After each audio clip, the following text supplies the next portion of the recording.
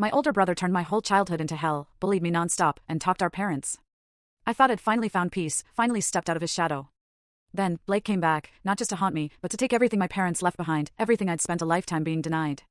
You know, when I tell people about my older brother, how he made my childhood a living hell, they usually picture typical sibling stuff. A little teasing, maybe a squabble over a toy. But this wasn't that. Blake, he built his whole identity around making me feel worthless. I'm Ethan, 34 now, and for the first time, I finally understood what real peace felt like. That feeling? It's about to shatter. Blake's decided to crash back into my life. And this time, it's not just about a cruel joke or messing up a job interview. He's after everything. Growing up, Blake was the golden child.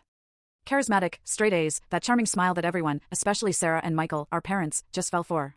To the world, he was polite, driven, perfect. But behind closed doors? That's where the real Blake emerged.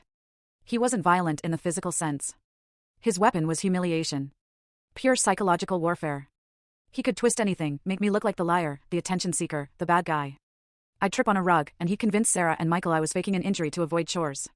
Once, he broke a lamp, then calmly told them I threw a tantrum and smashed it myself. They believed him, no questions asked. I got grounded for 2 weeks. He just stood in the hallway, watching me, a wolfish grin on his face. It didn't help that I was quieter, more sensitive. I loved to draw.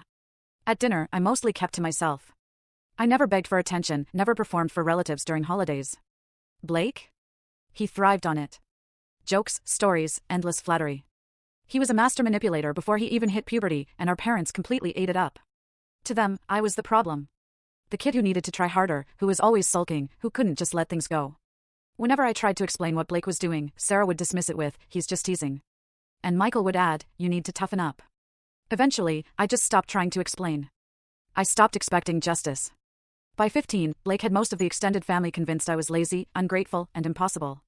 My uncles would talk down to me at family barbecues, aunts would passively ask if I'd finally found something I was good at. Meanwhile, Blake was the high-achieving student with early college admission, an internship, and a girlfriend Sarah adored. I got used to being in the background, to the leftovers, to "Ethan, can you just do the chores?" while Blake got praised for washing a single dish once a week. What truly hurt was that he didn't just want to win, he wanted me to lose. A B on a test? He'd joke about how even the dumb kids in his class got A's. I'd start talking about a new hobby, and he'd chip away at it, making me doubt if I was any good. When I got into graphic design, he announced at dinner I was studying to draw cartoons for a living. My parents laughed. I didn't even bother to defend myself. College was my first real escape. I chose a university out of state, snagged a scholarship that covered most tuition. The day I left, Blake barely acknowledged me. Sarah hugged me like I was deploying. Michael gave me a weird half nod, bottom left of screen, click full story.